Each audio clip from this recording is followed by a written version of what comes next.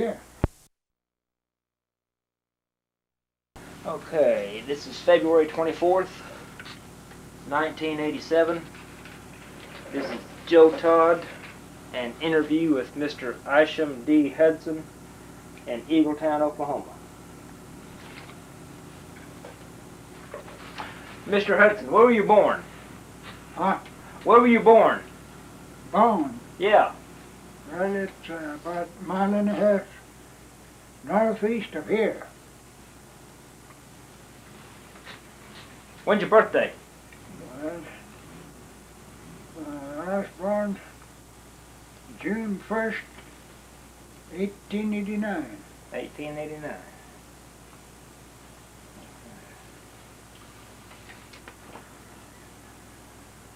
Who should I ask about first? Who are your parents? Huh? Who are your parents?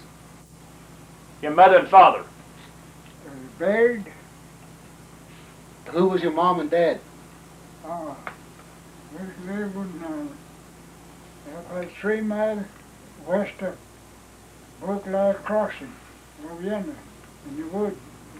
We lived there 2 years, I reckon, and she died there. Her name's Sally. She was Sally Going before she married her daddy. What was your dad's name?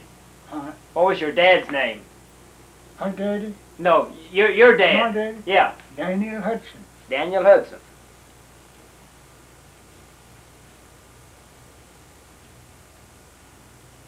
And your mother was Sally. What was her last name? Sally Going before she married. G-O-I-N-G. I-N-G. Yes.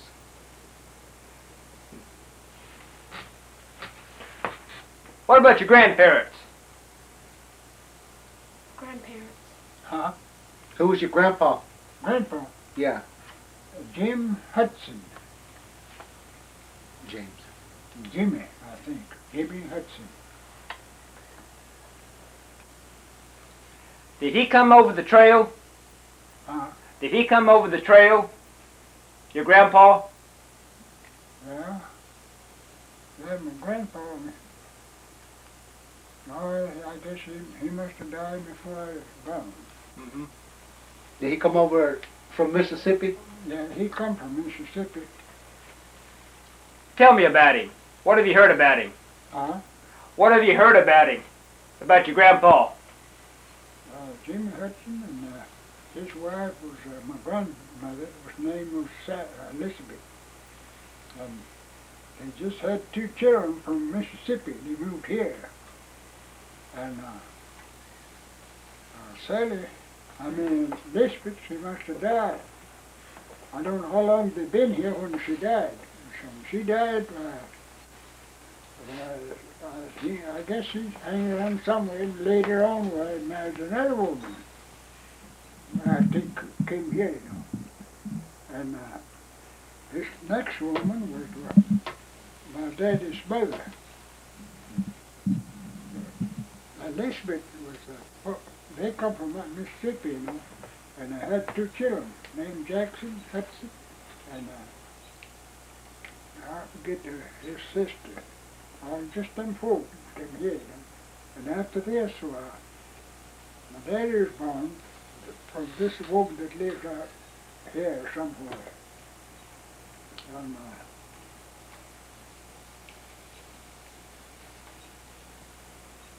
I don't know. I couldn't say her name.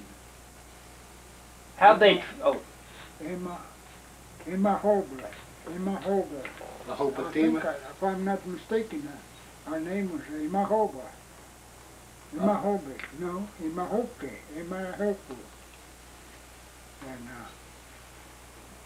And my daddy, next one was Hudson, and the third one is Hannah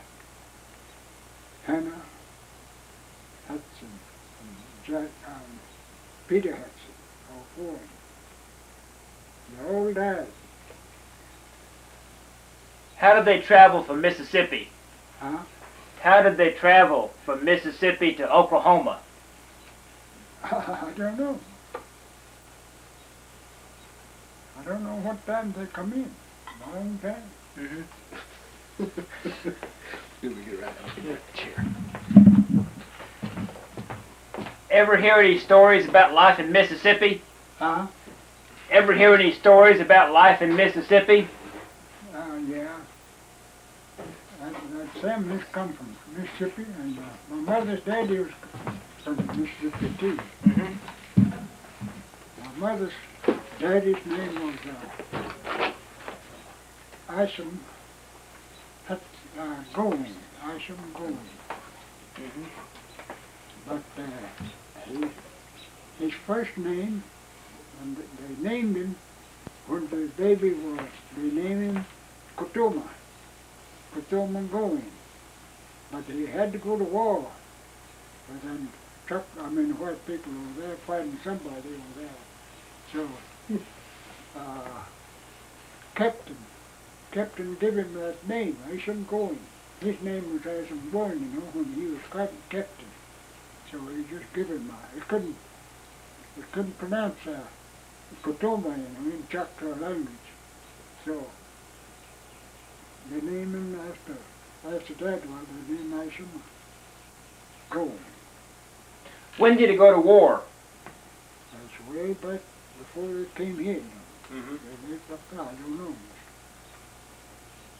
Way after that, I was born in 1889. Did he Before fight? that, Oh, way before that, before I was born. did he fight with Pushmataha? What? Did he fight with Pushmataha? Pushmataha, Yeah. I don't know. I think some of the Choctaw moved from Mississippi kind of southwest of here somewhere, and they're just in there. Mm-hmm. And some of them lived on to Texarkana, What, Dequeen? Louisiana. Louisiana Choctaw, a lot of people moved from Mississippi, and they stopped there. They didn't want to come here. And my daddy, Jimmy, they moved from east here, you know. Ever hear stories of Pushmataha? Pushmataha? Yeah. I don't know. Pushmataha, Mm-hmm. that's a county. That's a chief. He's an old chief.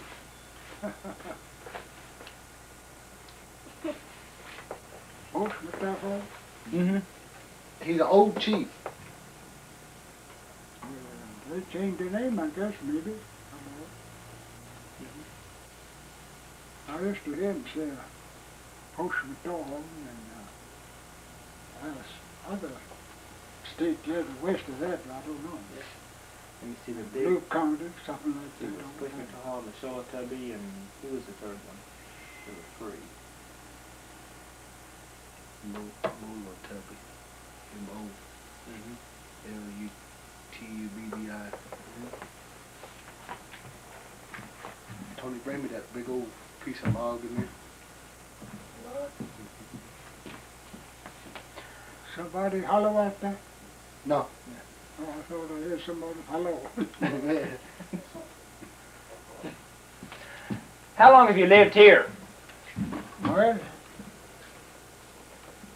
since I was born here, I stayed around here all the time. Mm-hmm. I moved to west of Brooklyn, lived there 10 years before my wife tore the blanket out. And so there's this one, Dan's mother, and I lived around there all the time. Mm-hmm. And I did live 2 years east of Idabel, like 5 miles like that. How many wives you have, Grandpa? Huh? How many wives did you have? Well, 3, I guess. When I married over there in Lakewater, she left somebody else, I think, and they're off left me. And I married mother. And it stayed a while. Well, she lost somebody else. Got away. So I married this one over here. Preacher's wife. When the preacher died, I married her. She died for me. Mm-hmm.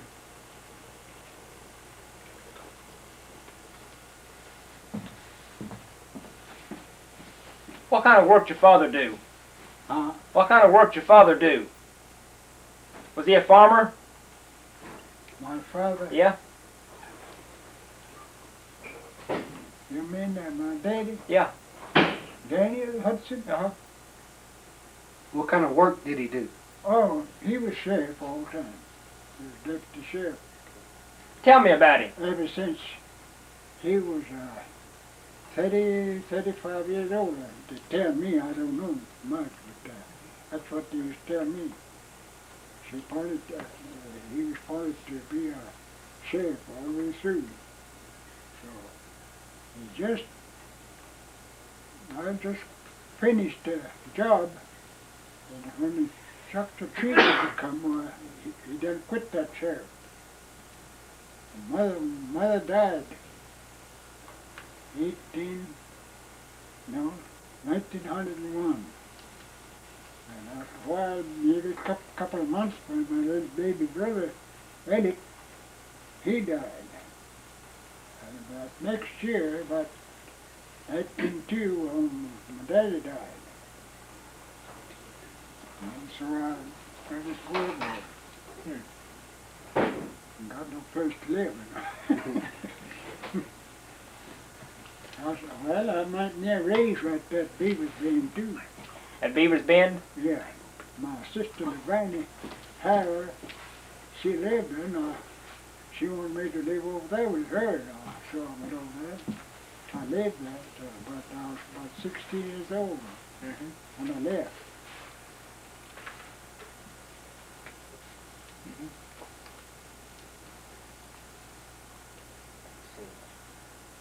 What next? We used to live maybe 2 miles, kind of east from that chapter.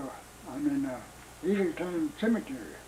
We used to live there, and I was just a kid, you know, at that time. And so my dad was sheriff, and he got his brother-in-law deputized. He deputized him, you know. And Hudson was a brother to him, you know. So he just had to walk straight for some Billy killed man over there, about somewhere back in there. And my daddy was trying to arrest him, but they couldn't find him. The man lives there, feeding him, but they just won't tell you nothing.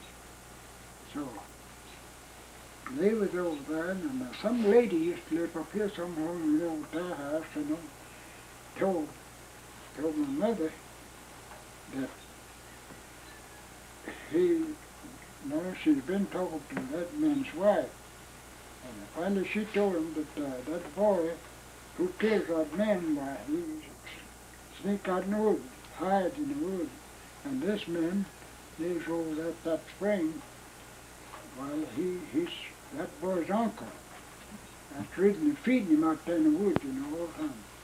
Finally, this woman found out that he was out there feeding her. So,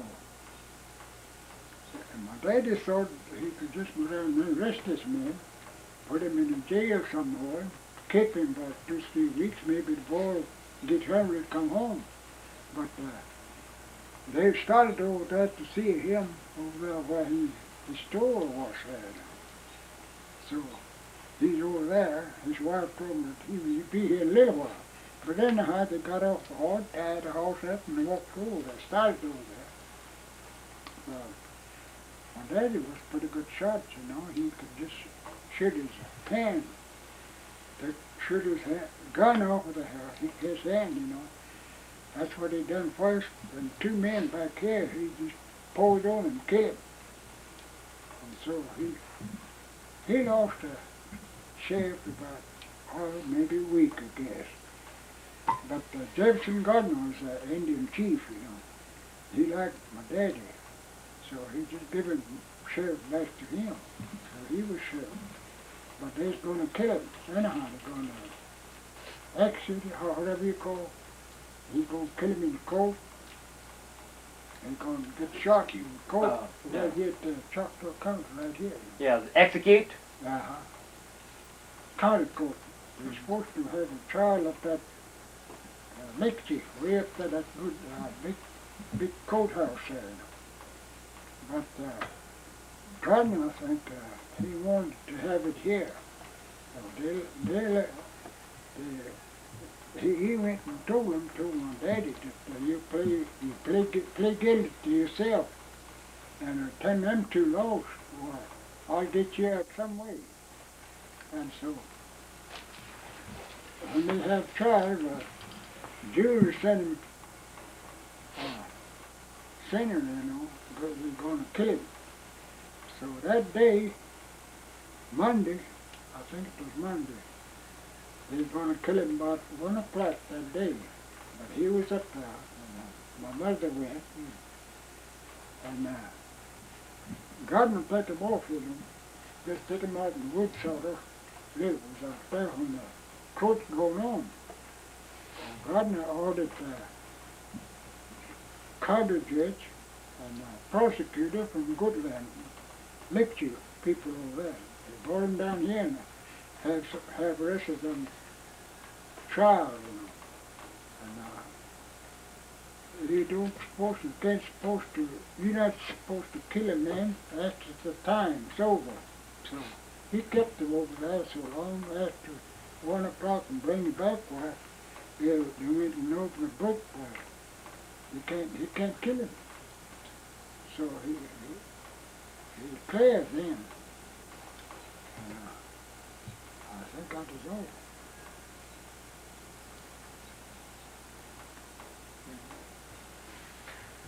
How long was your father sheriff? How long? How long was your daddy a sheriff? You mean, how long they lived?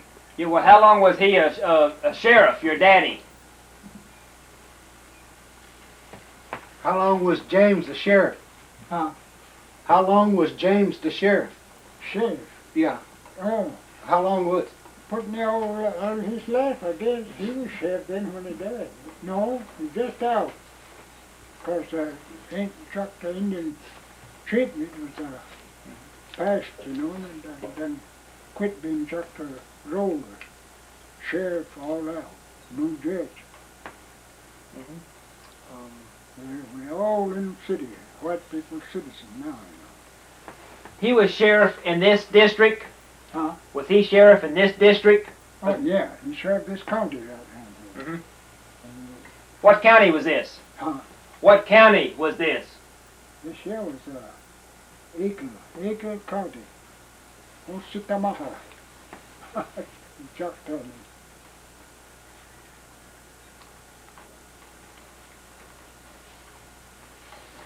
How old is Eagleton? Huh? How old is Eagleton? The city here. You mean my daddy? Well, no, the town here. Eagletown? Oh, yeah, this is Eagleton. Yeah, how old is it? Let's see, it's a good long way. Maybe 1890, maybe, when the county coaches all come up in it. Maybe more than that, I don't know.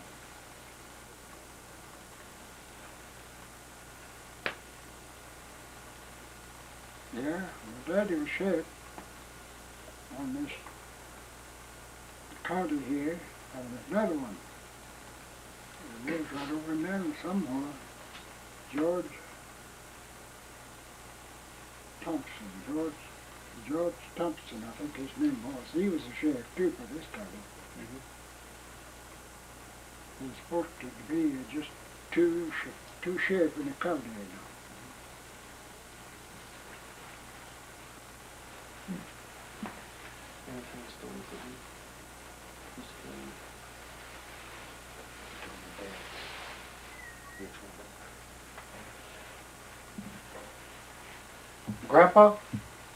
Grandpa? Tell us some stories. Huh? Tell me some stories. Tell you some story? Yeah. I don't know. What about the story? Nah, that's gonna be hard. I remember one time, I was just a kid, you know, and the rest of us a little bit bigger than I am. Boy, man by the name of Hudson Frog. He was a young man. He always come down and see us and he was talk with my daddy, you know. Good boy look like. So they was a little fella, I think they were small kids, I guess, when his uncle was killed over there. My daddy was shot, you know, they done killed him. So that boy, he was grown up, a big man. But he never thought about trying to kill anybody, I don't reckon. He had a stepdaddy. And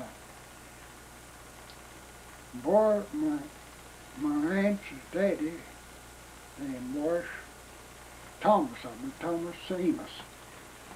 And Wes Hudson was my brother to daddy.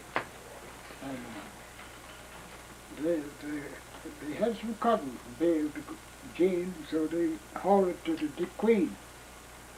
And coming back, my daddy's brother Wash, he don't drink. But Thomas do, he drinks. Not too big a heavy drink, but they always drink. And the young boys, they lived out that little ways and only seen him coming, I guess. So they got on a horse and went out there and asked for drink. Said, no, I ain't got no drink for you. If you want a whiskey, go back over there and get it. It's steady over there where I got it. Kind of make him mad, I guess. So when they went over there back to his stepdaddy, well, they said, why, they kill you, uncle. Why don't you just take the gun, get out there and kill him? And they hand him a gun, you know. One of them picked it up and killed him. Two of them on the horse and going up there. So Thomas, he got off when he overtaken him. Thomas got off the wagon and started to him where he shot him. Shot him tree in the belly, I think, and then he fell. And the Wes Hudson was a little head of Thomas' wagon, you know. He had a wagon too, you know. So he got off too, right? And anything like that, I'd like to do it too. He jumped out. I got hold of the bridle ring, but I shot him right in the heart. And he died before he hit the ground, I reckon. And they ran off next day. They didn't arrest us. My daddy was at home with me. Someone come and told us about it. They all knew there was a foot, you know, going off. That's the why. That man was laid down and one of them dead. So my daddy's over there, but a little cool, you know. A bunch over there and build fire and afraid they might be sneaking around, you know. They might kill him. So we kind of guarded my daddy off in a dark place, hold him back in there. But he was running like that in the woods, you know. Snake and we had a dog. Dog barking at him. Just daybreak while they left. They got home, I guess. When they get home, I guess they must have lived with the beaver's been on this side of the river where them left is. He stayed there about 2-3 days, I guess, and got hungry, had to come back. And I don't know who's told me somebody's another sheriff wasn't here. Come from Gliver's sheriff coming in. They give up the kid got Angus, I guess, someplace where they had a good big jailhouse. And take them, both of them over there and trial them, you know. One of them took Jonas James was there. with him, He sending him 25 years, I think. Now, the other one, they were going to exile him. They were going to kill him. Hang him with a rope, I guess. So he was in that jail. And Jonas, well, they take him on to McAllister, I guess. New Hope,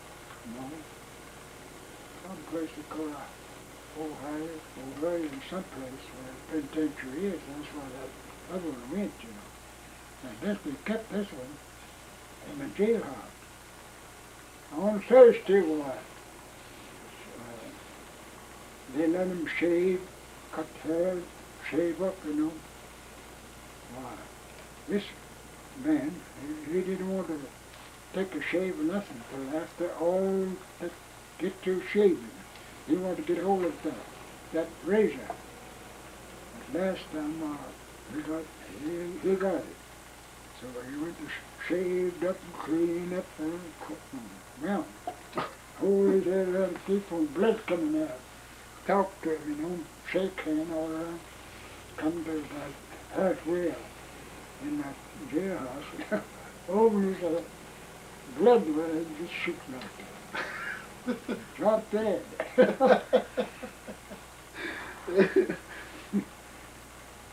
I don't know what that boy that killed a man out there, I don't know whether he ever got rescued or not. Maybe he's gone. Maybe he's dead now. Yeah, I never hit him rescued or nothing. Mm-hmm. Do you have any more stories? Do you have any more stories? No. Well, my uncle was killed over that electric coat. He killed his stepdaddy. They must have killed like 1890 or something. I seen that. That was my mother's nephew, niece, or whatever it's called. Niece? A niece? Yeah. So, he come to our house sometime.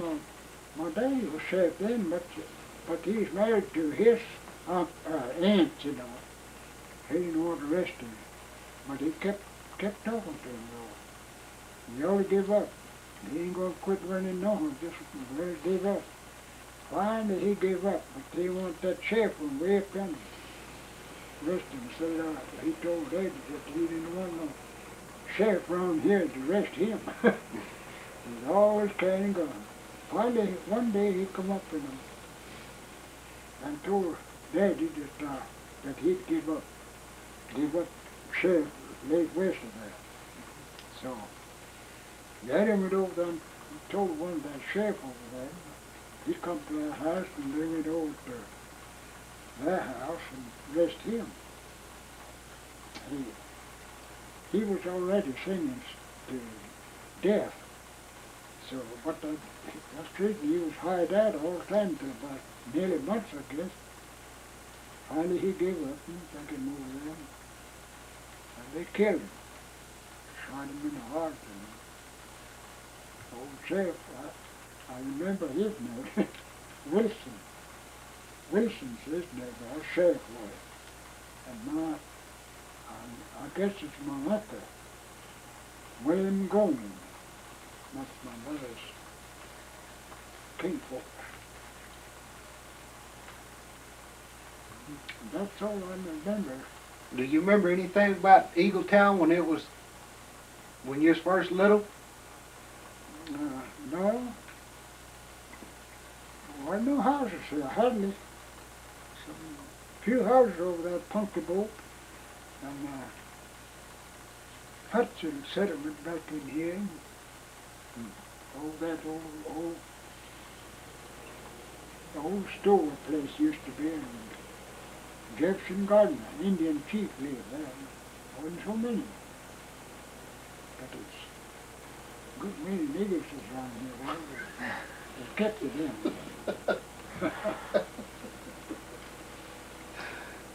Were they freedmen? Huh? Were they the freedmen? Yeah. Eagleton. Was that freedmen Indians? Oh, Them yeah. niggers? Oh, yeah. Them niggers treatment. Chief, what do you call it? Treatment? Freedmen. Freedman. Yeah. Yeah, a lot of them was here. They talk Choctaw, you know, like some of them talk pretty good. They talk like an Indian. And some of them not know much. Did your grandpa James? Huh? Oh, I'm sorry. Go ahead. Did your grandpa James own any of the freedmen? Then, Did he own any of them? Did he have slaves? Did your grandpa own the slaves? you mean some of us, the whole Choctaw, I mean that nigger. Yeah. Well, my daddy used to, he never had one like that, but some of them had for a long time, and then some people that live here, they make them a little old log house for them, you know, to live in.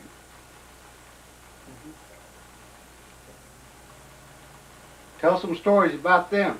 Now, well, I remember there's only two niggers had to be sheriff.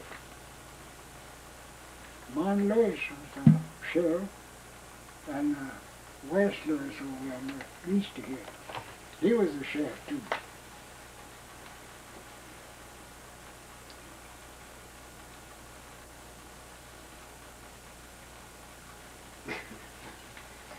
Ever work in the cotton fields? Huh? Ever work in the cotton fields? Cornfield. Cornfield? Did you ever work in the cotton fields? Did you pick cotton? Oh yeah, You pick cotton? not much. How many pounds could you pick? Then is. Yeah. I can't pick cotton. I used to pick cotton, but I can't pick over 25, 30 or something like that. I damn can pick. I used to pick 350 pounds. Big cotton, you know, west of here. Now this year, they used to have cotton here, but just little cotton, you know. That's all I'm afraid of.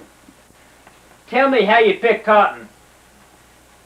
Where I pick cotton, Yeah, and tell me how. well, people used to have some cotton patch here, some in the bottom, some in the heel. And Daddy, he had one year cotton, but I was so lazy I can't do nothing. Yeah.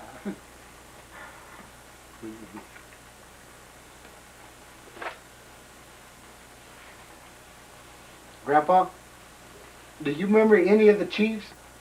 Huh? Do you remember any of the chiefs of Choctaws? Chief, Yeah. no. You don't know any of the chiefs? Oh, you mean Chief, Choctaw Chief? Yeah. Well, I remember it was tell, and my grandpa, Jimmy Hudson, when they moved from Mississippi, I think that some of them government brought them here, you know.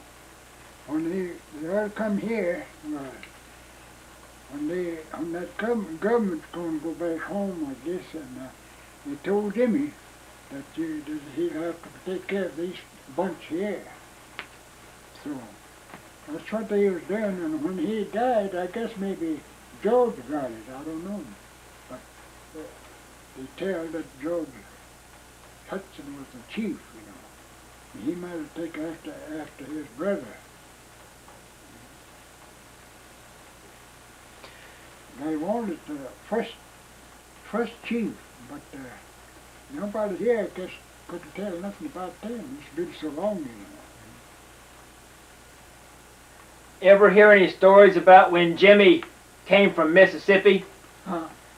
Ever hear stories about the trip that Jimmy made from Mississippi? I don't know. I can't remember. Sometime I can't remember a lot of things. And they moved from east here, and a bunch lived back in there. I think they must have moved from southeast, southwest, to Houston here.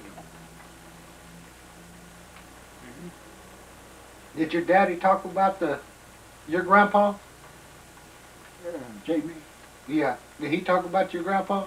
No, not much. Only my first cousin, Alan Amos, before he died, he remembered. He's older than I am, you know. He told me he remembered that Jimmy was appointed to be an Indian chief. But they don't have that name in there now, because they didn't know. But George, they thought George was the first chief. But I don't think it was so.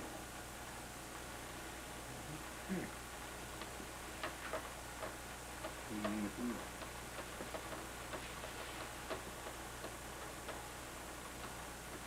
What do you remember when you was a kid? No. I remember one time that what man, I don't know how many, about 5 of them, I reckon. They lived out and stuff back in there, house thief, cattle thief. He had about 5 of them together. The man that was killed in a jailhouse, before that time, he hadn't go to George, across the Rock Creek, you know, store there. Had a big barn. So them 5 boys come up there, and he brought, he's leading 2 horses. One of them Eagleton horse, you know, some Johnson Harris was safe. Now they went over there and got his horse, you know. And he brought him down here, he's going to go through here. And this man that been coming up here, you know, come and told Daddy, he's seen 5 millions out there. He's going to come through here. So my Daddy sent him back to tell him to bring them folk back, you know. They're going to, my Daddy got a white man named Catechis. He's very good about it. He went over there and got him, brought him home, and one over that driver, and 2 out around here somewhere. And so they all come up that house. He told that boy, bring them folks in here, tell him you live here. So he went and told them that he lived here, and they wanted to travel on the night, you know. So they got there just about good and dust, I guess. And when they brought him in, pulled his saddle off, put him in the barn, fed his horses, and they got Mama to cook for him. So she was in the kitchen cooking. One of the sheriff told Mother, just quickly set the table up when they could go to sit down around the table. We couldn't tell what it might be shooting going on. Just quick as you get through, drop back behind that door and get in that house. So she pulled the carpet around, you know, we was in the living room, being ready now. Cotton seat, we had a cotton seat there. We all in now sleeping. Not sleeping, we just lay there still. And the mama come in, you know. Well, I was laying next to the door, you know. And all at once sheriff come up and just quick as start eating, I guess. And one of them run by, my daddy was on this porch, the door there, and two sheriffs back behind, and 2 on one side. And one of them, I was at the door, you know, moonshine pretty good. I see one just flat flying, you know. Gone, you know, shot at him, but he missed him. And he's just gone. I'm gone, you know. And so one of them coming out from back room, the front room, and my daddy was standing there. I heard him say, "Oh, oh!" They just kept running, ran forward, hit the ground, and it says, "Oh Lord." I remember that. His name was Todd Cleaver, I think. And he got arrested and they got fired. One gun got it called Ireland folks. They had him sitting right close to the door. They told us the kids to stay away from him. And I had Hudson and Sheriff sitting over there, and one sitting over here watching. So I kept talking to them behind them. They didn't see me, I says, "What's your name?" I remember that a long time. What's your name? Told Cleveland.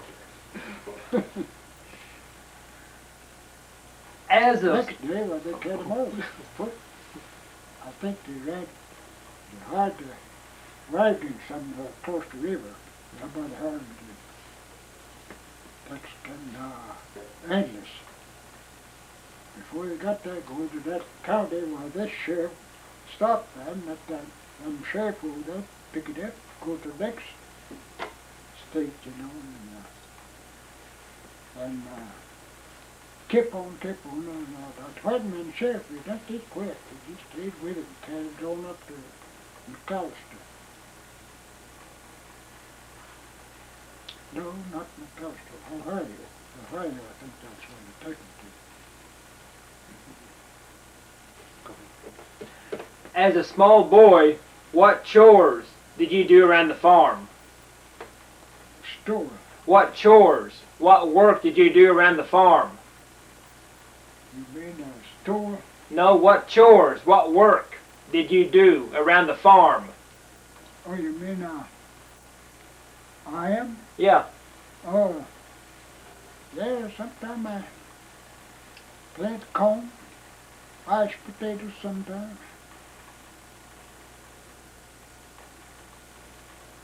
What kind of house did you live in?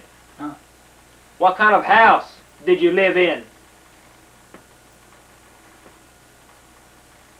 What kind of house? Mm-hmm. Oh, I lived about like this, My daddy had sawmill over there at Eagleton.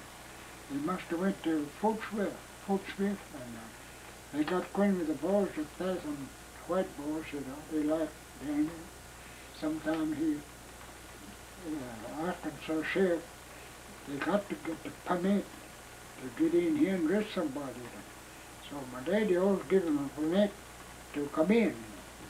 So that's why they liked my daddy so well, I reckon. And when he went to the Fort Smith, they let him have a sawmill. Give it to him, So he hauled him up here, and he couldn't do this much. Then he's sheriff, he got time to go in the sawmill. So that sheriff, sawmill over to his brother-in-law, Thomas. He was handling that cornmeal, saw. My cousin had an English was I don't know how old he was, but he's a big boy. He was real young. I don't know how to cut the tree down. The tree was way big in the pine. He cut that down, Cut it off with log, make a log. You can't put that 2, 3 on that. Just 1, 2 in that's all they could get. They had no pants or nothing. It was long shirt, No pants. Barefoot. Hardly men. Oh, no. And his daddy died, got killed. I don't know what they done with the sawmill. They might have sold him, I don't know. It must be a broken bow sawmill. Yeah. Grandpa, what did you do around the house when you was a kid? Around the house? Yeah. Well, nothing to do. I don't let that out. Did your mama make you clean house or what? No. I had about 2 grown girl sisters. They do all around cleaning. do nothing but play, you know. Mm-hmm. What school did you go to? I go to school here at the Dyer Church, neighborhood. I didn't learn nothing. Only 1900 something, I forget now. When I was living to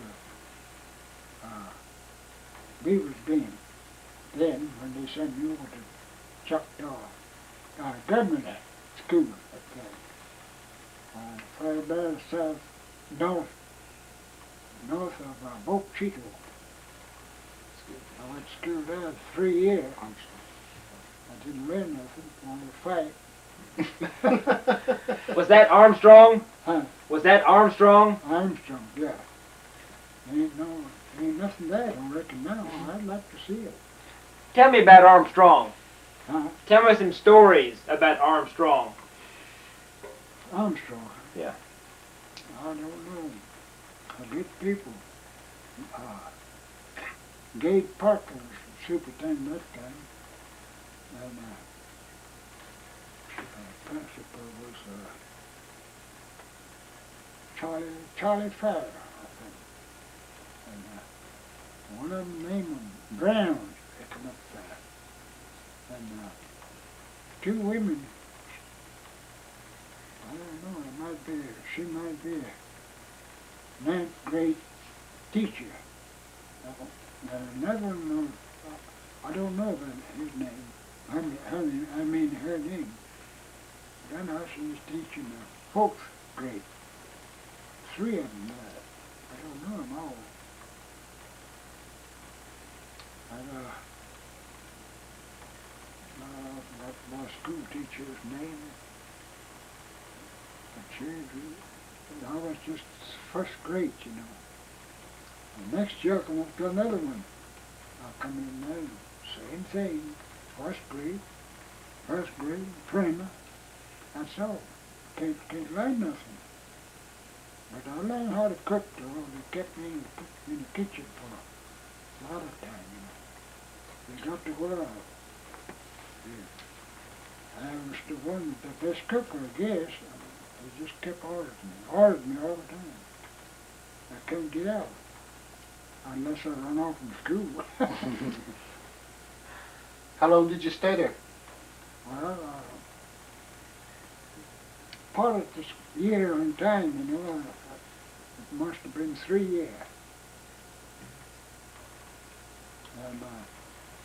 And they couldn't keep me there, you know. So, but they got several boys, all the Indians, all different kinds of tribes. They got to go to Hugo, Deerand, going, you know, they sent me over there, Kansas, Lawrence, Kansas. I stayed over there, and they got me to watch around the cotton door. I didn't know nothing. But anyway, that's the way it was, and another guy, Bohan, Wilson, I forget that boy's name, he was a doctor. He worked in the boiler, you know. And next morning, one morning he come up there and said, if you would go home, or we'll go. I said, I don't know what I would go home next. But anyway, next morning, well, he come again, so we left. And in Delaware, somewhere back in Delaware, northwest of Indian down to Cherokee Nation, I think. He stopped there.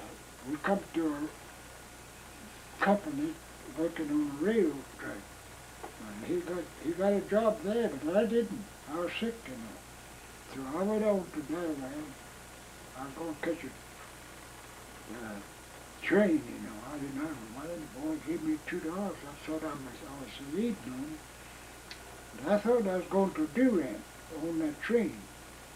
And when I first come to the depot, there was a colored man, boy. Eastern night, if you catch that caboose there, well, you take to Durant. tonight about 12 o'clock. Well, that's what I was going to do, but I've been walking around and I got lost.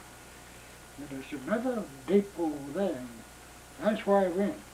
I got on another train, you know, and then right straight east. Come to the river, the name of Illinois River. He walked up and kept, they stop and get some water, you know, and he walked up to me, you know. Get out, get out. So I jumped out. And I was standing there, and he went on, you know, we don't let the end, you know. Well, I come back up to one street. Well, I come to the, I forget that town's name. Go, Oklahoma. Now they put me off there. And I slept out there in the woods, you know. There's a little wood back in there. So I went out there and lay down there and rest. Finally I come early morning, come to the depot. Well, I come to the shop, blacksmith shop. One half Cherokee, and one was a full-blood white boy, I guess. And Cherokee, when I come in that shop, I guess he knew that I'm sick, I guess. So, you sick? I said, yeah. Where you from? I'm from Eagleton. What are you doing up here? I was looking for a job. I couldn't find a job. I told him that lie, you know. So, he said, you hungry? And I said, yes, I was hungry.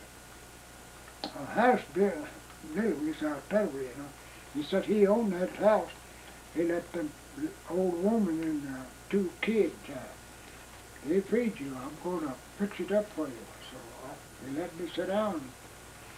And he went and told him that I want to eat that. So I was sitting up there a little while. He went draw ice water. Nearly half full of that jug, what I take, you know, drink. When I get through that, fever come up. I just could hardly see. Anyhow, when they finished cooking, the little girl come up and told me, come on, eat. So I went on up there and said, I'll eat. And when I get through, I don't know, I lost my mind. I didn't know they had me lay on a pallet, you know, under the shed, little sheep tree, you know, in front of the house. I've been laid there, I didn't know nothing for about 3 days.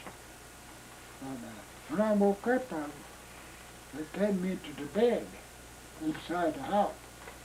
And they found out that I guess I got back on. Well, she said, you've been dead about 3 days. Finally, I got better. Went to pick cotton. Couldn't pick much. I was weak. 2 days, I picked 2 days. I reckon I got about 80, 90 cotton picked, I guess. So, next 2 days, I stayed a long time, you know, about 2, 3 weeks. You know, the man come up there and said, if you want to go home, are you going to stay here and go to the doctor? I says, I believe I'll go home. I'll get you some money. So we went to town, collect money, you know, and it was about $18 or something like that. And some of them Cherokee, old people come up there. First time I seen it. They gave some of them gave me 50 cents, $1. And the man went out there and got the ticket to Dick Queen. And train, one home, train I'm on, we went to Sallisaw, I believe it was Sallisaw. And they was going to stop there, and the people that's going south, they had to walk about 3 miles to that other depot. So I got off, and the train done gone. I thought maybe they just wanted to go off somewhere and die. But then I pulled run up and on said, about 3 miles, that's where them people going now. So he told me to get on a buggy with him. I jumped in there, he's a mayor out there. He carried me over there, and I bought a ticket to Big Queen. And he told me if he had about 6 o'clock, I think he said. Yeah, so I waited around. I had to flex, you know. I had to go roll that car. And there's a big white woman had a flex too. Kept burning, kept burning. Finally come to about 12 o'clock. I stepped up to the window where that manager there, you know, and he said to me, "Will it be about 1 o'clock before your train be here?" Well, got something wrong with the train, he couldn't get up. So I stepped down and I had to go from there. Finally, the train come to about 3 o'clock morning. So we got in, me and that woman, you know. They had to go around all the time. So she told me she's going to the Kansas, not Kansas, Texarkana or someplace like that. So, and I was going to the Queen. I was going to walk from the Queen to here. I had a cousin who was there, that's where I was coming. But got better though since I walked that far. I lay down in the woods, you know, little pine bushes there. About 12 o'clock, I throw out rest and lay down, sleep. And when I woke up, it was all pouring down rain. Finally, I got up, get under them little bush, you know. After a little while, finally quit raining. I come out. About sundown, I come here. Next day, I went on to Beaver's Bend and stayed over there.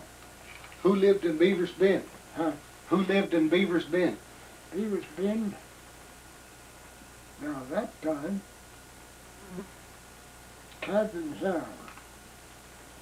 Harold was first built a house there. Now before that, Chuck by the name of McCoy, just him and his wife, they right back that spring.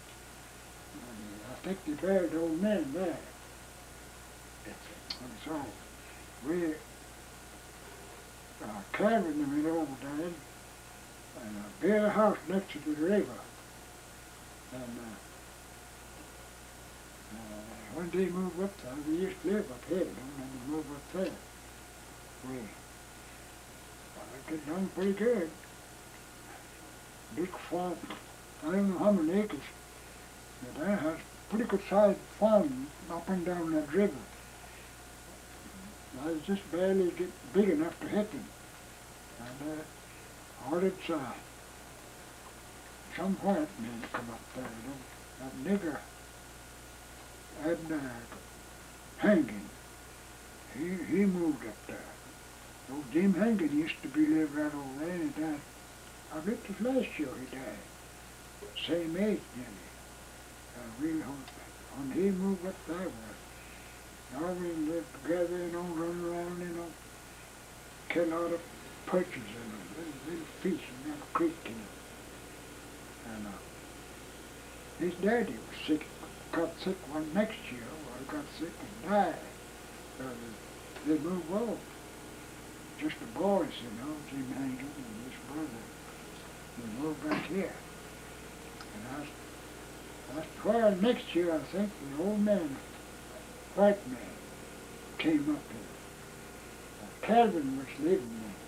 So he had him sitting in the right in the window there.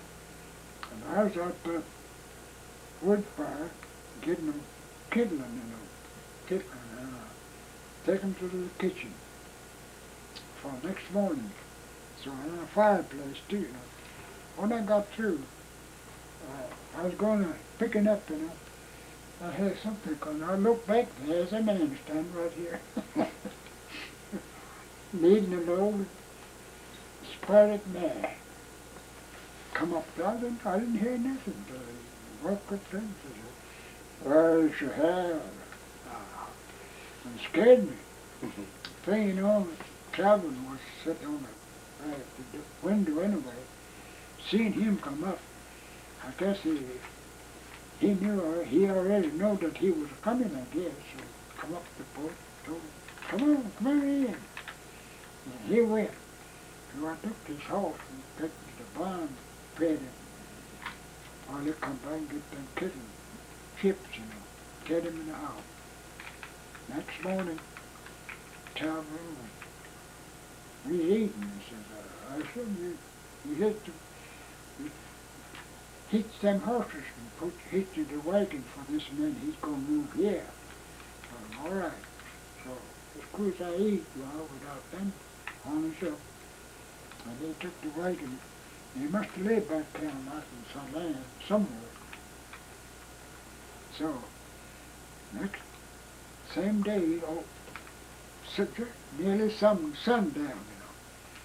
And he moved out. Let him sleep in the house till the next day. Well, we went to the South of Spring. Well, you're kind of a well, you know. They's going to build a house there. So, Calvin Hickman had a tent, big tent. I don't know why he got that. He had it. So he went out there and fixed that up for him. So he brought his wife and boy about my age, and a sister about two about that high, and one kind of a baby girl. And up there, and stayed 2 days. Well, next 2 days, well, they's going to wash clothes, you know. They's getting the water from that creek. And there's playing around where that pot, fire around that pot, you know. And that baby caught a fire. And they burned it up. Next 2 days, well, they go to Harlem here somewhere and buried it. Ever since, when me and that boy got acquainted together, we stayed in the branch. And that creek killed gated around, bone arrow, killed a lot of them fishes. And stayed that way for about 3 years. Finally, that old man, he took sick and died. Well, they know he's going to die, I guess. They moved it back here somewhere and he died here. I don't get see that boy anymore since he left. I'd like to see him, but he may be done dead, I don't know. Were you allowed to speak Choctaw at Armstrong? Huh? Were you allowed to speak Choctaw at Armstrong? No. Yeah, that's right. I don't know how to talk English at all, you know. I slipped around and talked my own language. That's right, I didn't learn nothing. I just kept on talking with them others, you know, maybe I could learn more English language. If they caught you speaking Choctaw, what would they do? You whip you. Right. I get a whipping nearly every night, every morning. By the time we start school, we go now.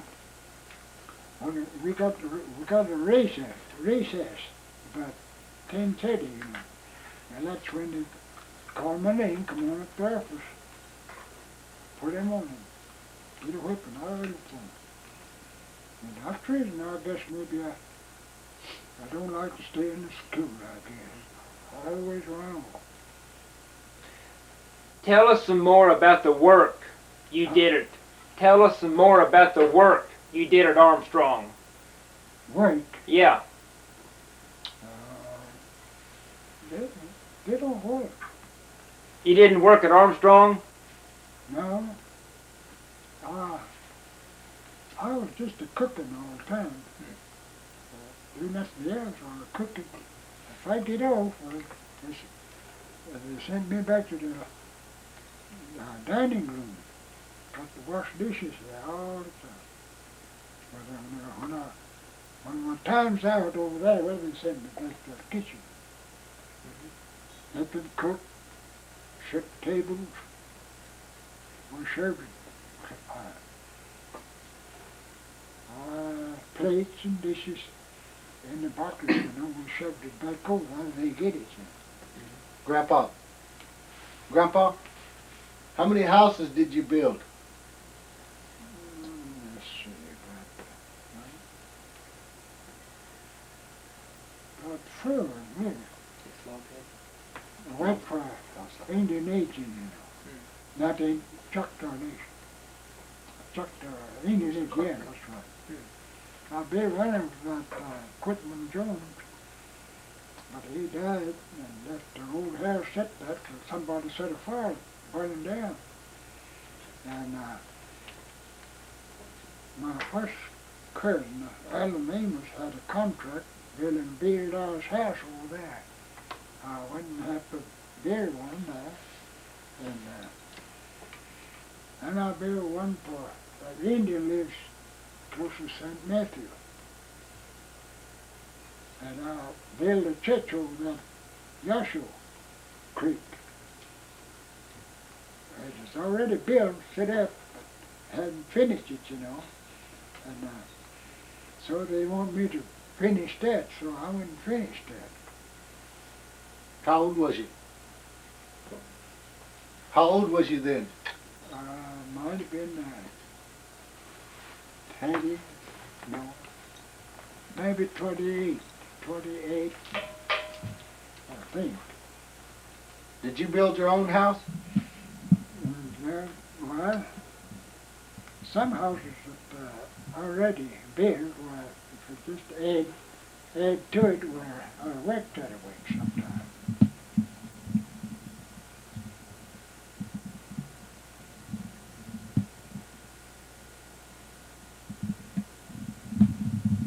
Do you remember, what can you tell me about Daddy's mama, Phoebe? Huh? What can you tell me about Phoebe? Phoebe? Yeah. You want to hear what she been doing? Yeah.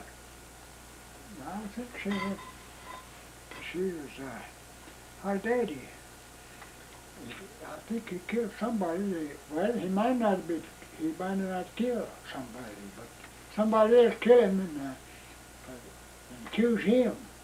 But I think he was just afraid of John Patton, but he was his brother-in-law, And so he was with him, I guess, when that boy was killed out there in the woods somewhere, beat up, And they arrested Phoebe's daddy, and he made him, somebody went on his bond, so he got out. But he's going to have trial next month, I guess. And somebody that night, a couple of boys over there, somebody hired them that killed John. So they come up there close to his door, out in the thicket, they're about 20 yards, I guess, to the house. And he had a gun, and he shot buck for it. And that boy, Johnny Bohan, lives over there. That's his son, So he was a baby, and he wants to get out in the wood. Get out and get it wet, I guess. And he had a gun, but had a baby here. Come out on the yard and set the baby down. About that time, it fired. It fired through the belly, buckshot. I don't know how he come up to his daddy. His daddy lived about 40 yards, I guess, from the place. So he come up there. He laid and I didn't know. My first cousin, Alan, he happened to be over there. So this man, before he died, told my first cousin he'd like to get a job, preacher. So he saddled up and went, but I couldn't find him. Then he went over to Luke Sicklow, across the Luke Sicklow. There's a nigger preacher there, Bear Butler. And he went over and told him, he's coming. He said, okay, I'm coming pretty soon. So he started it. So Adam, my first cousin, come up to him and said he'd be on a little while. Well, he hadn't come in and told Johnny that the preacher was coming. Well, as quick as that preacher walked in the yard, well, he died. He couldn't do nothing.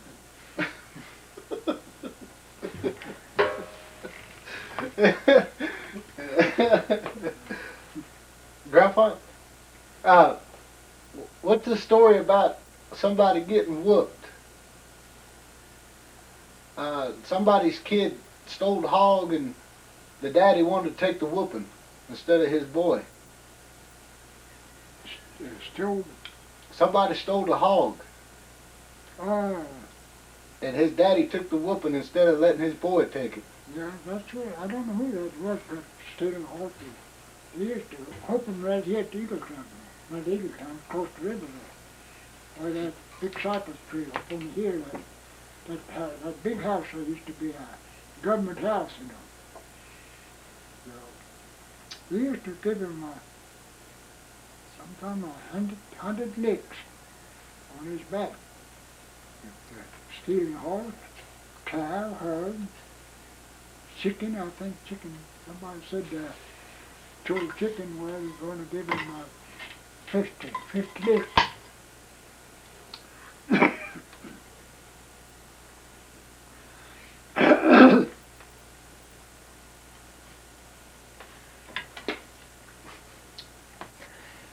Ye said the big house was a government house? Now that house over there, I think that same house. Who lived there? I don't know who lives there now. No, when it was a government house, who lived in it? When Judson Gardner, he used to live back in here before he chief. He used to live back in there, somewhere back in there. And him and his wife, daddy, all back in there. And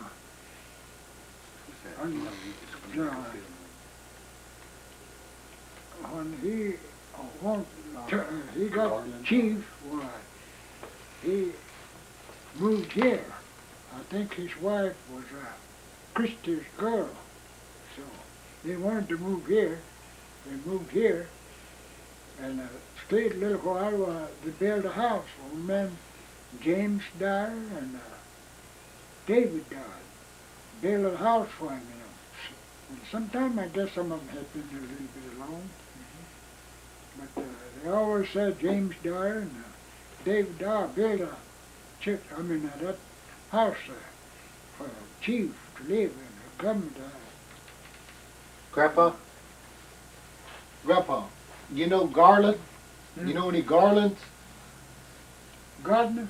Garland. Garland. You know any of them? No, Garland. Well, I used to hear a part Indian, I think, Garland.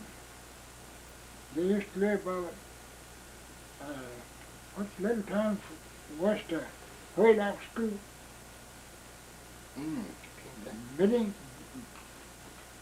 Bennington or something. Bentley? Wilmington, no. It's a little store there, over on next to the big road, you know, west of Waylock School. Garland, part Indian. I don't know what he was doing, but they lived there. He was chief. Now was he chief? His daddy was chief. Maybe. They got pictures, used to have a picture across the river with it there. I don't know, well it's still there now. Somebody told me some got George Hudson's picture out. Take him off. I ain't never seen him since in a long time. Did you ever hear? Huh? Ever hear of R.M. Jones? Or R.M. Jones? going, No, Jones. John, Jones? Jones? Jones, Mhm. Yeah. Irene Jones. No, R.M. Robert M. Jones. Jones. I don't remember that. I reckon. I might do, but I just forget, you know. What is it? Sometimes I'm about to forget my own name. Oh, okay. He might not. Yeah, he lived over by Hugo. Okay.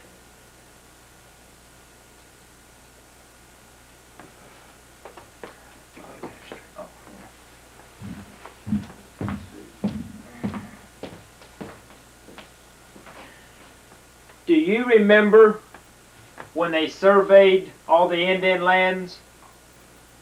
The Dawes Commission? No?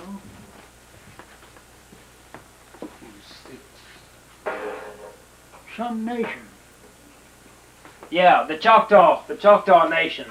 Choctaw Nation. Yeah, when they came through and surveyed all the land. Yeah. Do you remember when they gave you all the land? No.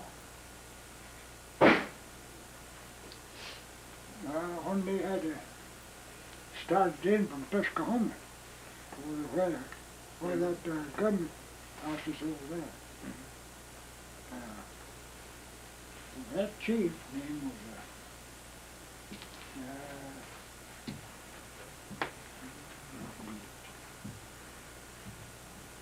I forget that man's name, chief. He was a Pardinian, I reckon. I don't know whether he's full-blood Choctaw or not. I never did see him, I don't think. What's your roll number? My roll number, Mm-hmm. 1801.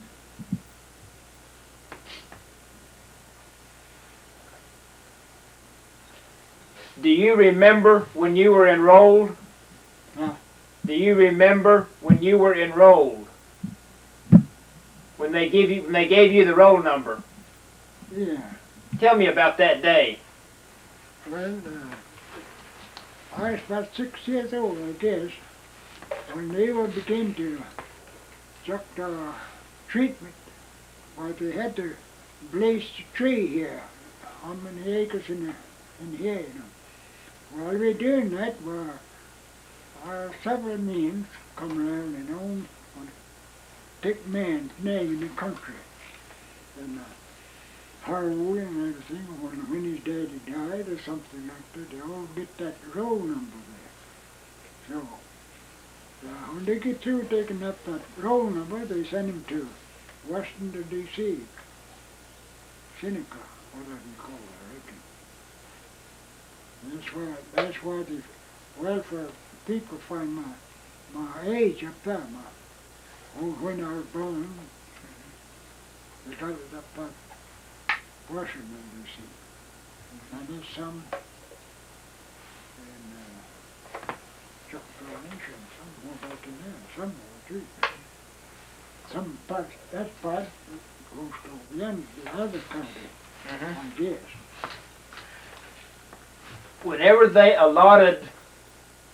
they gave you the land, how do they determine who would get what piece of land? Right, people, No, whenever they gave the Indians the land, like when they gave you your land, yeah, how'd they distribute the land? How'd they give the land out? I think they was, the chief over there, they got coined with the state, the white people government, chief up there somewhere, to get together. And they made it up, they made a rule up for the people to file the land. So they're gonna give them 160 acres for the homestead. Well, 60 acres is just surplus, you know, and 100 acres is surplus. Homestead. You're allowed to sell them. But kept on, you know, they wanted to sell timber now, they done sold timber, eased up, and they began to sell the surplus land. They sold that. And after a while, they made a rule, you know, for Indians, they allow them to sell a homestead. If the Indians they graduated men or something like that, well, they could sell a homestead. Finally, they turned them all loose now. We ain't got no land now. We saw all that out. We can't get it back. Grandpa, who took you up there to get your land? Huh? Who took you up there to get your land? Get my land.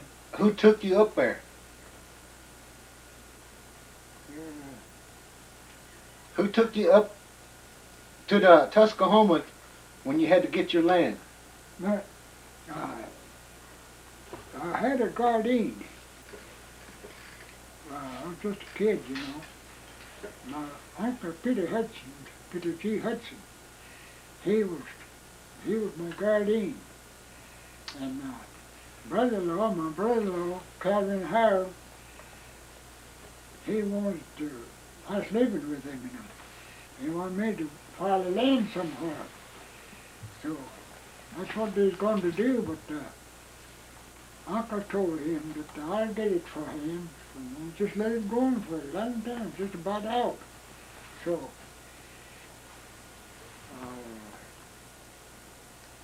the Indians sometimes, I forget, treatment or something. He used to be working there too, you know. And so they got a hold of that and they filed my land over in Choctaw County.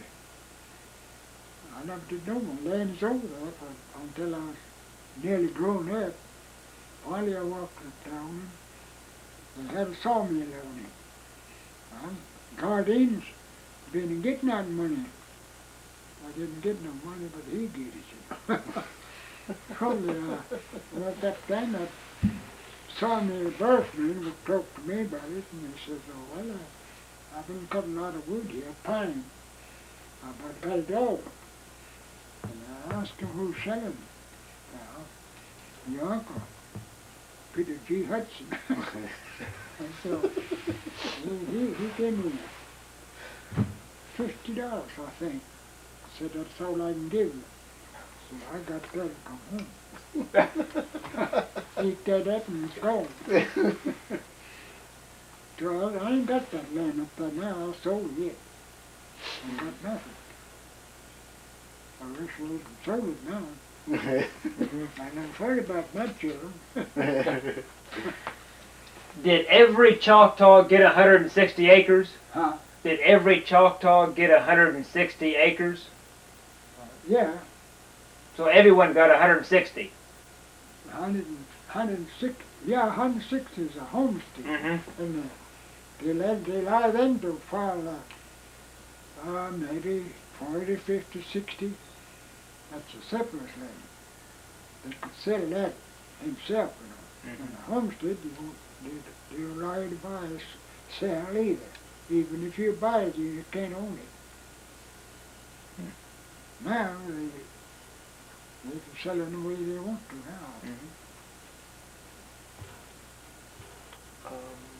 Grandpa, how did Beaver's Bend become Beaver's Bend?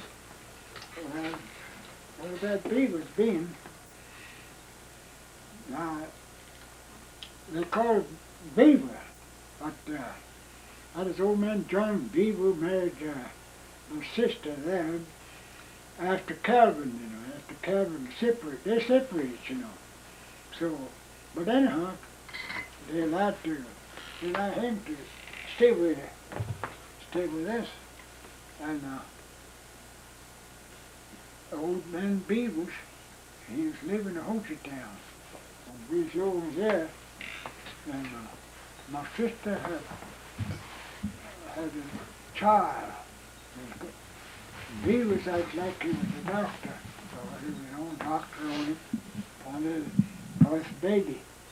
That was Dan Howell, you know. So, anyhow,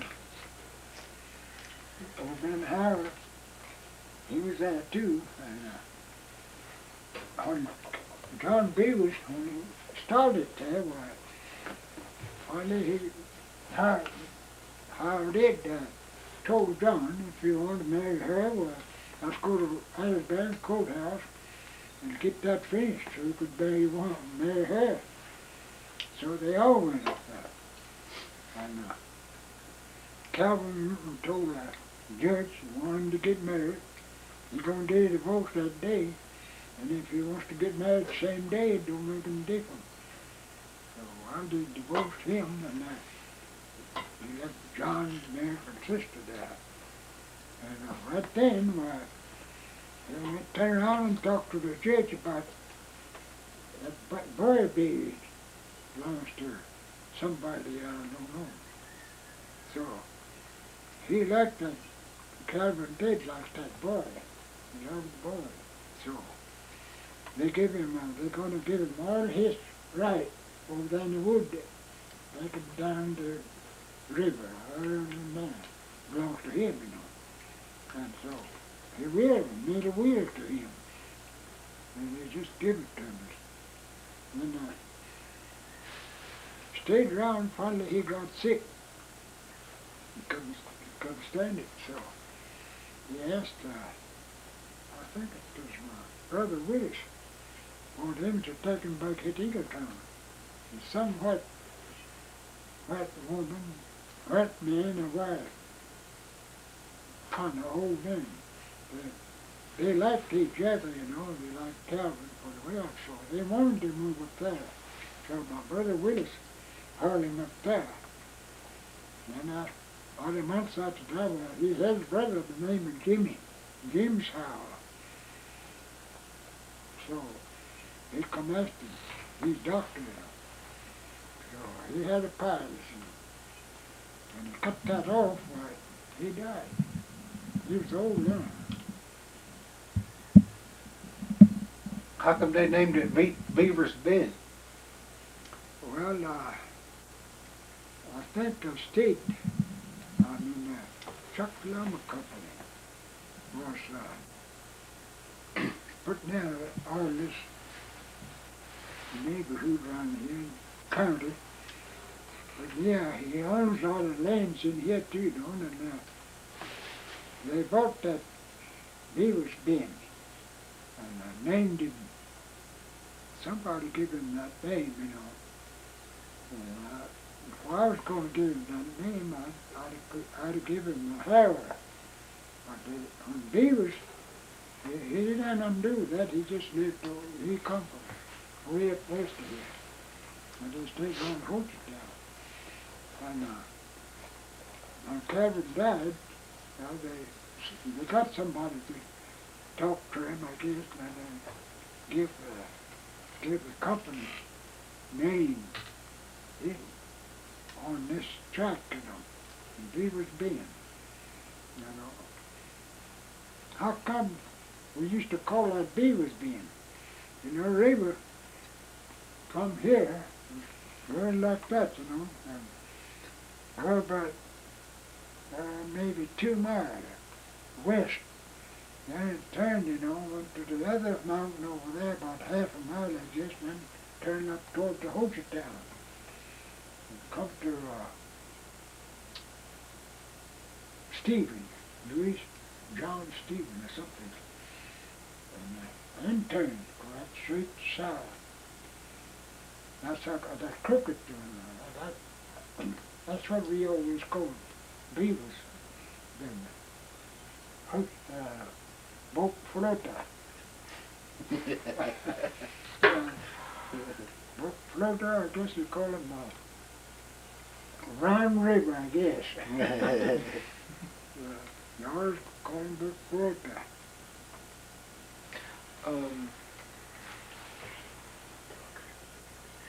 No, he's cutting. Were you for or against statehood? You know, when Oklahoma became a state, 1907, were you for it or against it?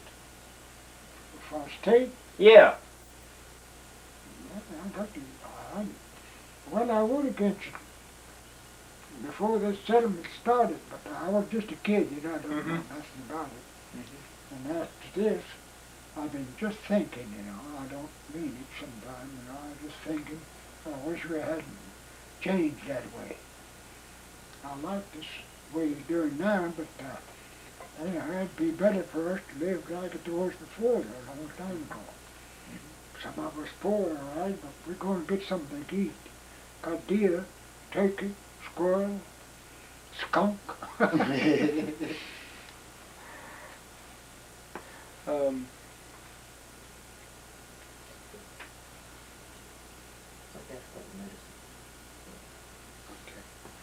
Grandpa, what kind of chalk dog medicine did y'all use back in those days? Medicine. Yeah. To cure each other? Yeah. Bad medicine, good medicine? They had a Choctaw doctor. Some pretty good, some just make out like he's good doctor. Some of them pretty good. What did they do? They go to and find a lot of them herbs, you know. They know what weeds stuff that they go for medicine. They get that, you know. They give it to you, and they'll come see you, you know. Put it around, put it, feeling around, whatever it's what's bothers him, he knew. And that's the very stuff that they're going to give you. Get him well sometime if it wasn't so far off. Do you remember those little men, the Kanakawashis? You been, remember the weeds or something? That little man. Oh, deer meat. No. Do you remember those little men, the Kanakawashis? Oh, Kanakosha. Yeah. That's what they're talking about, but I need to see them. Are they real? Huh? Are they real? They used to be here, they say, I don't know. Used to be little men they get medicine from. The medicine man only one can see them. Got the power to see them. Grandpa, did you have to use the medicine man anytime? Me? Yeah. Did you have to use a Choctaw doctor? Doing that myself? Yeah. No. I never was sick too much. Until one time I went to that these two to the Choctaw Indian doctor over there at Scuffalo. That big, you know, wasn't hurt, but he just keep growing, you know. Well, I was living there with my sister over there in Beaver's Den. I think the white man, the name of Mullen doctor. He was a doctor named Hudson. And my brother, John Beavers, he went over there and got it. And he's going to doctor on that on a hell of a night, but that just about that long, I guess. Stuck it in there. But it didn't bleed or nothing. So he went back, he's going to get him to cut that out, you know, pull them things out. No, I didn't want to do that, so I just step off. Come over here, my cousin lives up there, Calchita Church, you know. So I come down and stayed with him, and he said, that whole totally over there, I bet you he'll get you up. So you go up there and get it. He said, I'll pay for it. So I went over there. I really don't. Okay, you come back tomorrow. I got 2-3 sick men here. I'm going to doctor on this afternoon. You come back tomorrow, I'll get on you. And I went. I come back next day. I went over there. They must have got a weed somewhere, herbs. So he set it in the ground, you know, make a hole, set that pot in there, let that smoke in there. Smoke. And around that evening, I done that again, 2 times a day. So next day, when I come,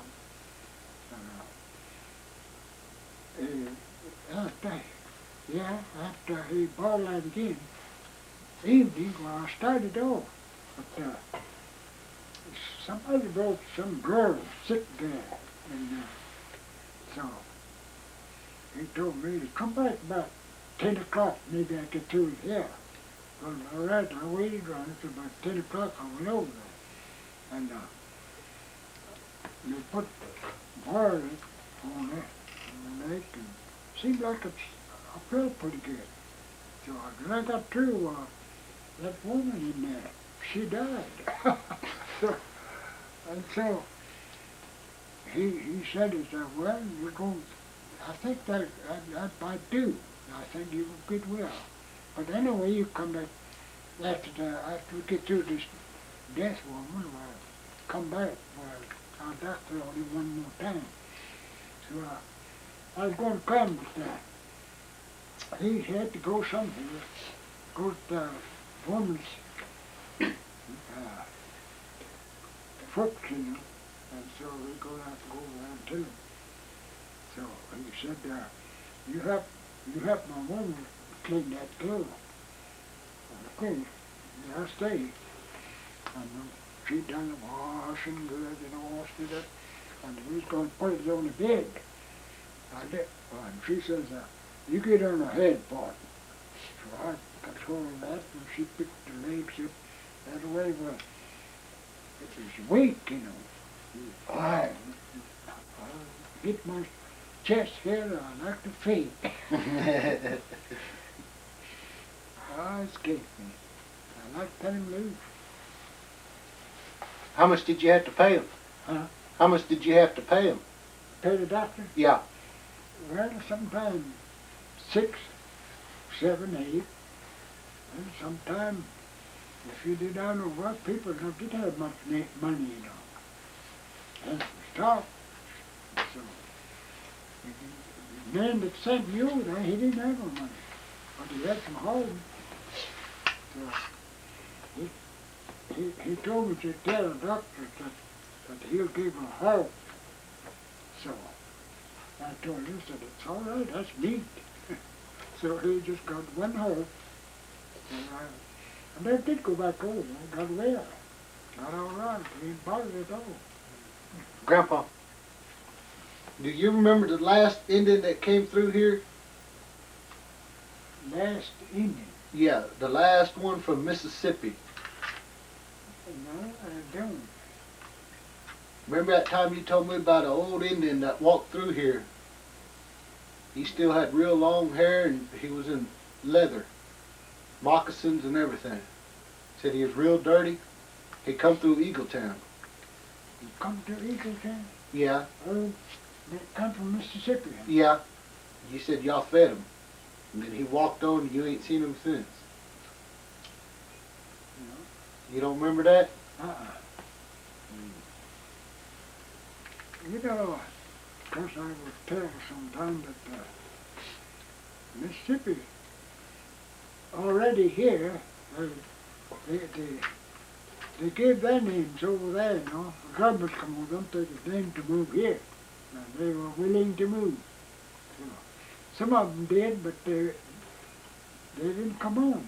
They just stopped over that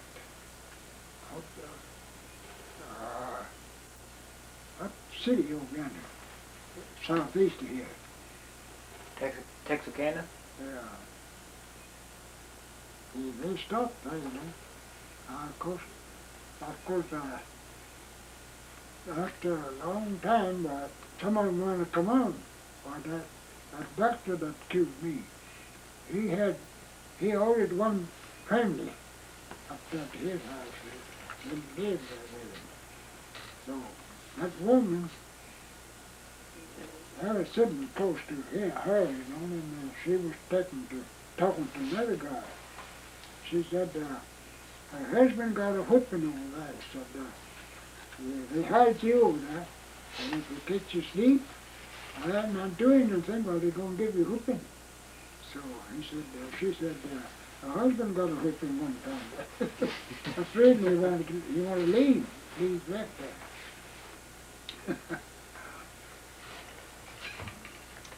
Did you ever play the ball game? Huh? You ever play stick ball? The ball game? Paintball. You ever play the ball game? Stickball. No, stickball. Did you play stickball? Grandpa, did you play stickball? You know what stickball is? Faced. No, stickball. Did you ever play stickball? Basement. Stickball. You know that chalk dog game, stickball? No. You never played it? Uh-uh. It was banned in 1860 something. You know, His daddy went lots out of, there's lots of them I forget. I just can't, seem like I just can't remember men I know, name, I just forget it, you know. Why did when did the Indians burn Cedar? Tell me, of course I don't know, Bad news. but I just used to Bad hear news. He thought oh, that Hochetown. Used to be a lot of people over there. burned it to And away. when they first moved was a bunch up there from Mississippi here, and one man, he's by himself, you know, he got no family, nothing. He come with him, and they stop over there, but even east of Hochetown, up on the side of the hill there. And he make a little house, you know, enough to stay in. And then some of them build a house over there, you know, all around. And this man, he lived. And they all they got to do is hunting, that's all they know, you know, they don't know. So, this man was named Hocha. So, he left. And some of them men lived close to him, they missed him. So, kind of worked around, finally, nearly months, a year, I guess, long time. He knowed he's somewhere, but he just don't know where to find him. Finally, he went to hunting, and went over to the Hochetown, down in that gully, you know. So, he was walking down the river on the east side of Munfolk River, and he saw somebody's been hiking bushes or something down there. And he got to study. I went up that Hochetown, that Hocha was here. They went on. Finally, he seen the smoking out there. And after a while, I heard old geese, well, then I went on, you know. Finally, he come to him, you know, he was sitting up there. And he had some corn, hog, chicken, all. Nobody there but just him. So they come over there, why, you want him to move up there. And I'll forget the name of that who come up there and find Hocha. But he was from Mississippi too. So they come up there and they helped him build a little house. And he had a family, 2 kids, they say. And they all lived then making year long after her where Hochetown people did just keep going, keep beginning to just fill that state. fill it out of there. Lots of people now.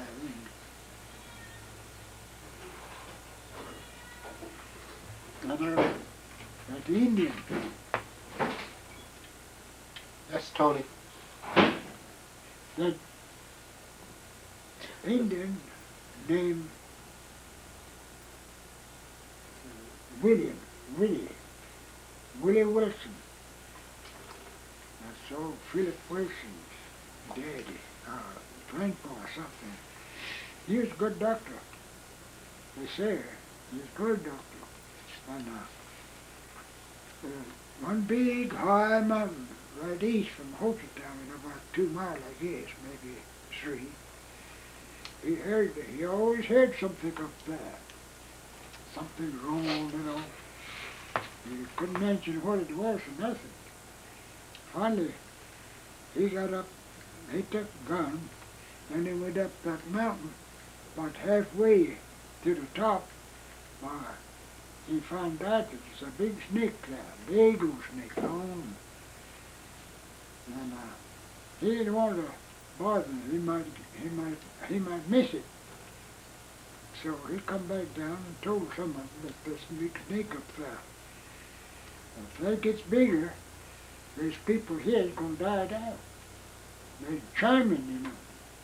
So he been told somebody around where, and finally their crowd, not big crowd, just little crowd, started up and they heard thundering and a little bit, thinking, oh, blazed, they kill that snake. But about 2-3 days, maybe a week or something, he'd heard nothing anymore for a long time, so looked and see what happened to him. So he gone up there and worked on top where he done kill him. Busted and everything to just eat up on it. He done nothing but bones there. Yeah, that's what the people mean. So are we afraid to go up there? Myself, I know where that is, but I don't want to go up there. Oh, last summer, this last summer, then we drove there, pickup, way up there. Some company cut the road up there when we get them timber.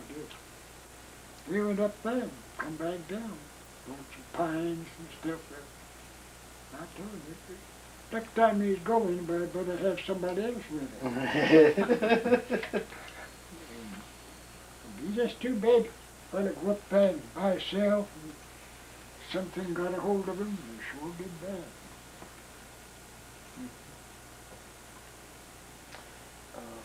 Who was chief back in about 1900?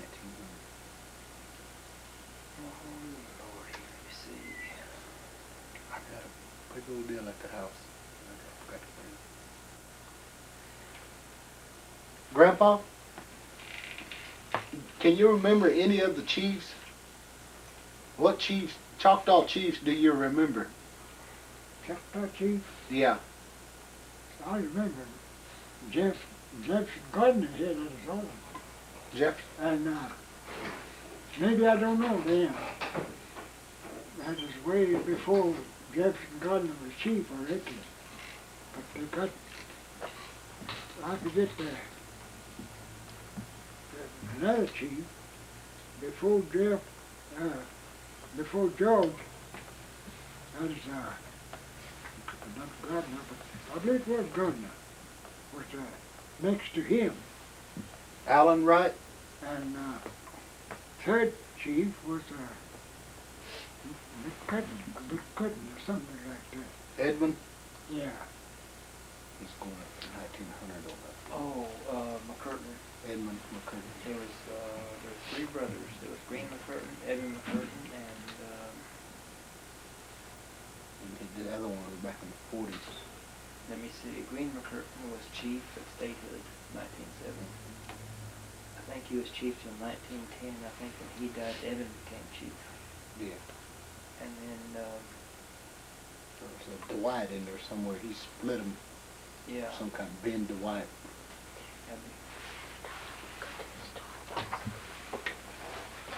Do you remember Green McCurtain? Do you remember Green McCurtain? Green McCutton. Green McCutton. Is that that's the chief? Yeah. Yeah. Yeah, that was chief. You ever meet him? No, he never lived here. He Tuscaloosa. And that he was. I seen him one time, just one time, he come up to, I forget the someplace, on the side of the road somewhere. My dad and mother's going, and I went with him, seen him, but I never kept what sort of looking man he was. I was just a kid, Yeah, had a house in Sanborn Town. Yeah. And then when he was chief, he was in Tuscaloosa. Yeah, a lot of them stayed out that way. Yeah. Yeah, after the turn of the century, everybody started moving that way. Grandpa, do you remember a man named Allen Wright? Huh? Alan Wright. He was a chief. Allen Wright. Yeah. Oh, he was a chief, but I never got to see him, I don't reckon. I don't know. No, he died before you was born. He died 4 years ago. No, he died before you was born. Oh, yeah, that's right. Yeah. He dealt with your grandpa. Yeah. Do you remember them saying anything about him? No. Nobody talked about him? You know, I might have, but I just forget a lot of things. I can't Mhm. think nothing. Do you still speak Choctaw? Oh, yeah. Do you still speak Choctaw? Speak Choctaw. Yeah. Yeah. Yeah, I speak in Choctaw most of the time. Hmm. Can't talk English too plain. Yeah, You don't speak it? Me? No. I don't No, very much.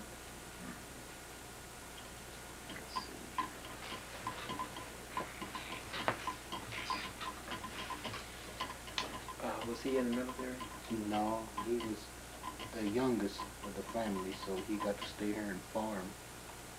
Somebody's here.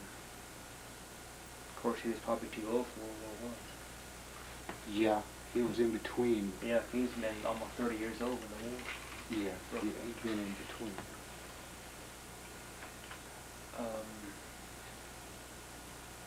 What else? Oh. Someone coming here? Yeah, some woman. How many wagons did you have on the farm? Huh? How many wagons did you have on the farm? Wagon? Yeah.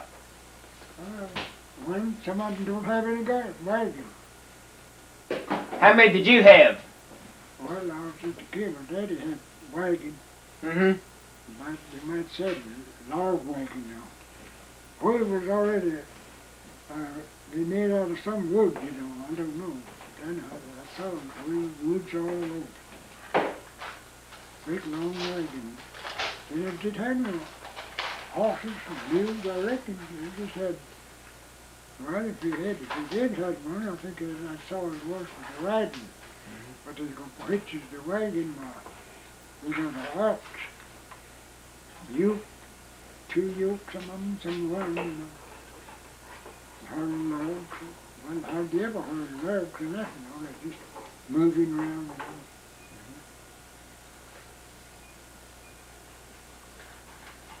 Did you ever help your daddy do maintenance on the wagon? Hip. Yeah? No, No? he died before I was growing up. Mm-hmm. I don't know how old I was, but maybe 8, 9, 10, something like that. I never did know my age until I come to welfare. And after I got married, well, I had to check up, you know, finally find my age up in nursing. Did you do any plowing when you were a boy? Farming, Yeah. well, I was just help clean up, chop corn, potatoes, and something like that. How about plowing? I never did work myself. Yeah. Until I growed up and Mm-hmm. helped cleaning around myself. Mostly playing. When did you start doing carpentry? Become a carpenter? Carpenter. No. You said that you were a carpenter? Carpenter. Yeah. Well, When'd you start? That'd been about 8, 9 years. 1909, 8 or 9 or something. Some of that time when I went to school, that's why I kind of kept up on my carpenter work, you know. Mm-hmm. And my first cousin used to live here. He was a pretty good carpenter. And I worked for him lots of time, and I learned like that. It come to the figure, I don't have that. I can't. I'd have to just lay down on them measures. They measure like this. You ever seen them do that? When they get itches, that's when my daddy does it. Yep. He does that. They had nothing, never heard of tape.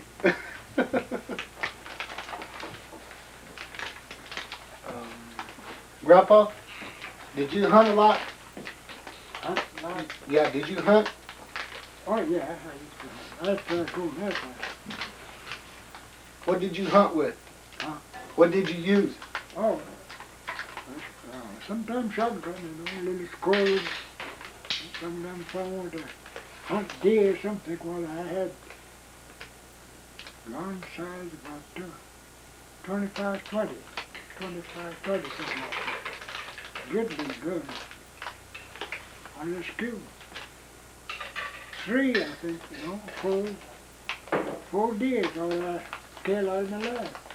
And 2 turkeys all my life. Hunt all the time, but I have no luck.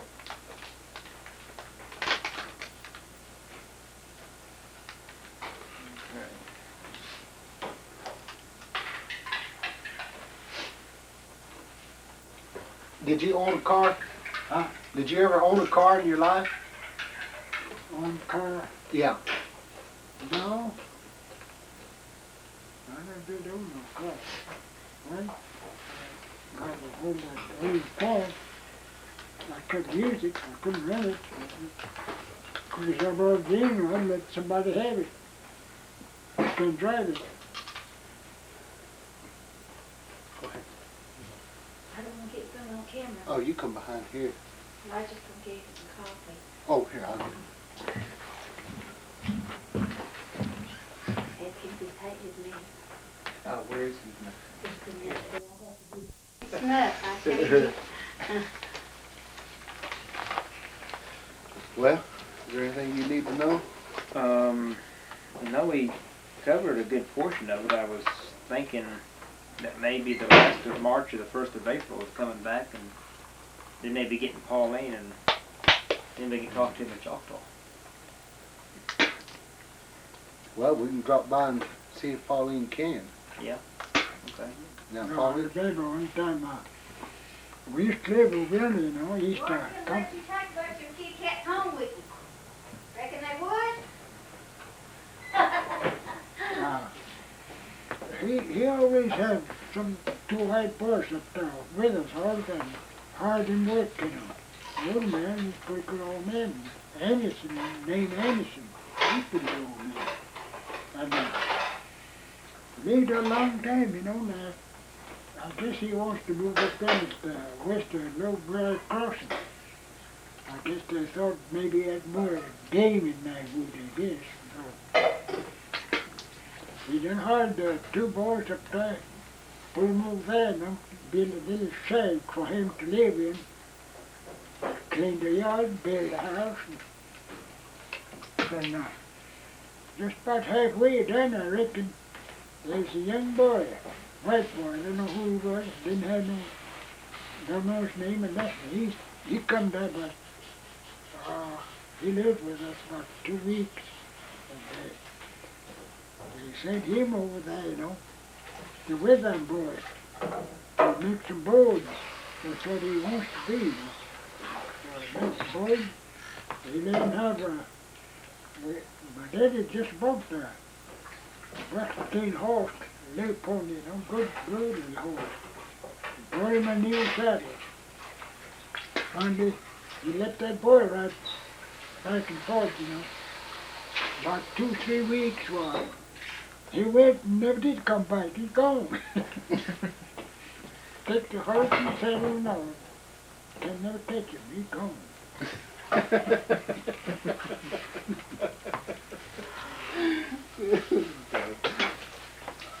Yeah. Old Nicholas had a cyst, some kind of a cyst on his leg, right all the time. Wrapped him up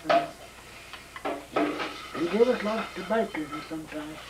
So, brother, the older brother, he always said, that's so late, Steve, he's talking Choctaw, Yeshua. After a while, I shimmer, give us the break and the chuck away, you know, I shimmer straight up. I shimmer sure. I shimmer sure. Talking about his street. Well, they were good boys, but they did.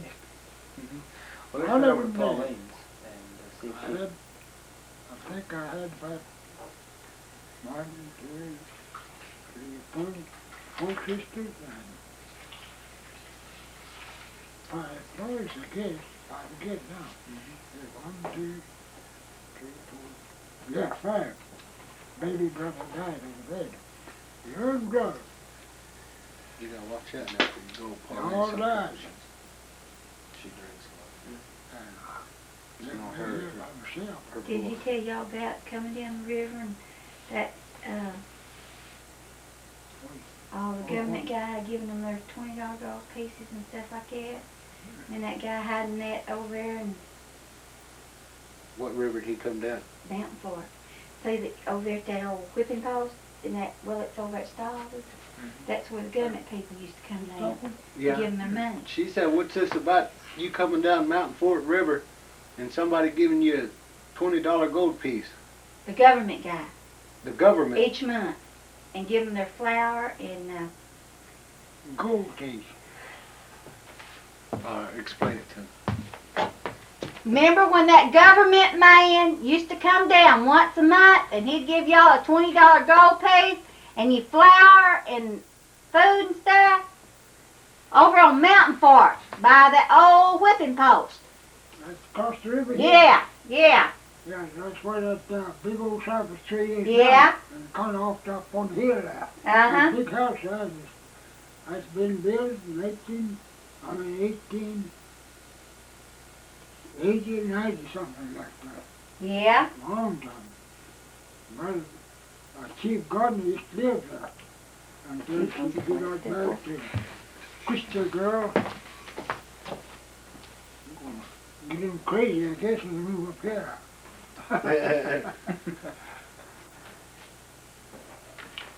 Grandpa, I gotta go.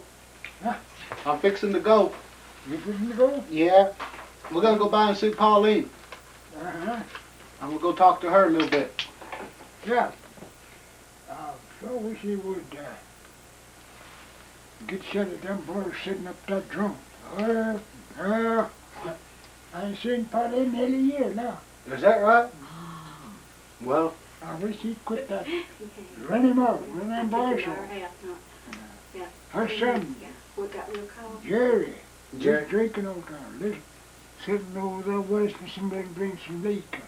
yeah. He'll quit that. He like to die last month. He did. Had a fit 3 times. And carried him to Carpentry hospital, kept him there a week, a little over a week. And the doctor told him that if he drink that beer again, you're gonna die. But he will die someday, but Wait, when he get comes- ready. Yeah, it's still going. Oh my God, I didn't know that. Yeah. I didn't either.